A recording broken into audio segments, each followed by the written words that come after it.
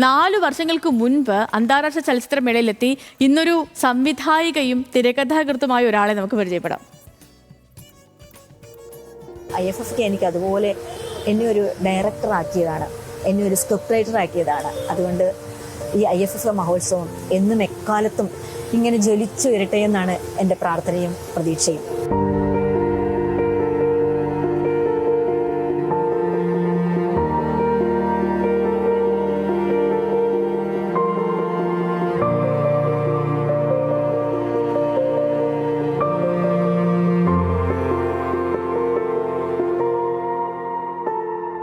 നിങ്ങൾക്കിത് സ്വപ്നം കാണാൻ കഴിയുമെങ്കിൽ നിങ്ങൾക്കത് ചെയ്യാൻ കഴിയും.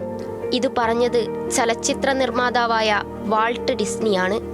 അങ്ങനെ എത്രയെത്ര സ്വപ്നങ്ങൾക്കാണ് ഓരോ ചലച്ചിത്രമേളയും വേദിയാവുന്നത്.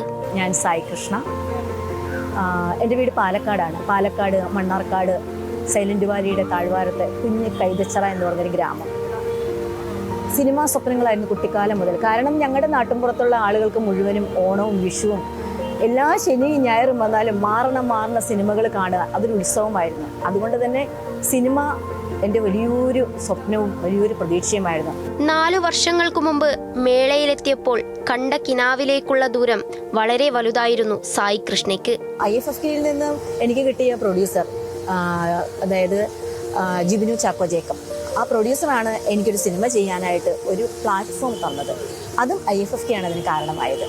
അങ്ങനെ എൻ്റെ സീ ഓഫ് ലവ് എന്ന് പറഞ്ഞ ഒരു സിനിമ, ദിൽഷ, മീര നായർ, കോട്ടയം രമേശ്, സീനത്ത് ചേച്ചി, ഇങ്ങനെ ഇവരൊക്കെ അഭിനയിച്ച ഒരു സിനിമ 10 ദിവസം കൊണ്ട് ഞാൻ മണ്ണാർക്കാട് സൈലന്റ് വാലി എൻ്റെ നാട്ടിൽ തന്നെ അത് പൂർത്തിയാക്കി തിയേറ്ററുകളിൽ എത്തിച്ചു. അതിനുശേഷം ഇപ്പോൾ മനോരമ മാക്സിലുണ്ട്, ആമസോൺ പ്രൈമിലുണ്ടായിരുന്നു.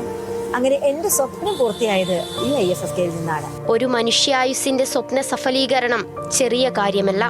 30 വർഷത്തിന്റെ പാരമ്പര്യമുള്ള മേളയ്ക്ക് അഭിമാനിക്കാൻ മറ്റെന്തു വേണം?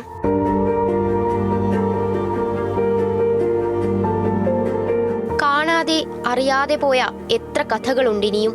സ്വപ്നങ്ങൾക്ക് തണലായി എത്ര സൗഹൃദങ്ങളുണ്ടിനിയും. തിയേറ്ററിൽ ഓരോ ചലച്ചിത്രവും ഓരോ സ്വപ്നങ്ങളിലേക്ക് കൂടി വഴി തുറക്കുന്നു.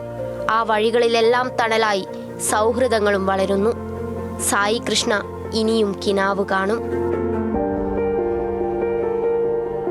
ക്യാമറമാൻ റോഹിൻ രാജിനൊപ്പം മീര മനോഹരൻ, ന്യൂസ് മലയാളം, തിരുവനന്തപുരം.